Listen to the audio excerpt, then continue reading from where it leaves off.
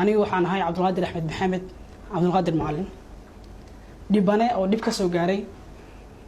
26 Juun maalmihii xorriyadda aynu ka soo gudubnay 26 June for Somali Independence Day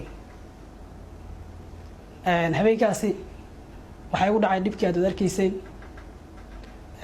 waxaa ka qayb galay tagay 26 June waxaanu tagay in runtii dabaaldeggaasi farxaddaas ka qayb qaato laakiin waxay ahayd goob macnaha ka soo tagay anigu xanuunsan oo murugaysan oo jirdilin oo dhibaatayga halkaas iga soo gaartay dhibkaasi waxaa ii geystay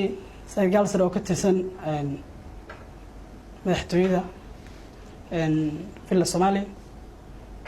sida wada aragteen inta badan muuqaalada ay ku xusnaayeen jirdilka ay dhibka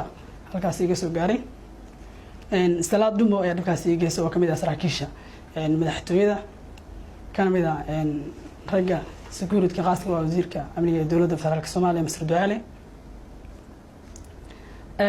runtii dadka inta badan su'aalo ay soo weydiinayeen waxay ma isqaanin kaasi as ku dagaalama jirdil ku geysanay ma isnaqaanin horna iskuma arag fiidiyogaasi idinkiina ku horeysay muuqaalkaas aragteen isoo gacan qaadaya aniga halkaas ayaa ugu horeysay islaameenkaas dabcan hatta habeenkii jidka ay geysanay wax badan ma aan ogay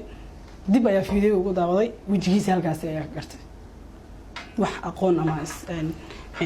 hatta hore iskuma maqal habeenkii ay ugu horeysay inta badan dadka waxay dhaayeen goob madaxweynuhu Jamhuuriyadda Federaalka Soomaaliya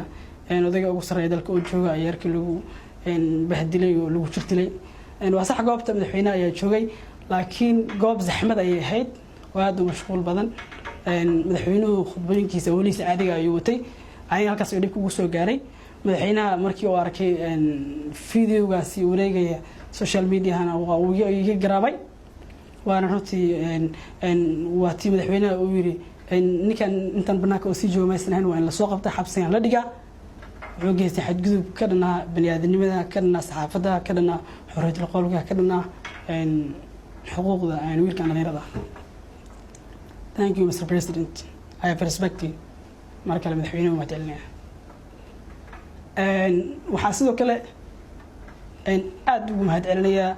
guud ahaanba ummadda Soomaaliyeed cid waliba oo iga garaawda dhibkiisa gaaray cid waliba oo ila soo xiriirtay dadii tiro badan ayaa iga soo wacay telefoonka dadii tiro badan ayaa social media iga soo xiriiray maamooyin rag waaweyn dhalinyaro aad tiro badan runtii dadka aad u wanaagsan ay u badan yihiin Soomaalida ma haysan yihiin sida wanaagsan igala qayb qaateen taadiya halkaas iga soo gaaray waxaana sidoo kale idin xasuusinaya oo sheegaya ma jirto sabab igu riixaya ma jirto duruuf inay geysanaya in runtii anigu awooda in maxkamadaas la saaro xaqiiqina ka jaasiyo ayaa garawsay inaan cafiyo una cafiyo loo jilay tabaaraka wa tacaala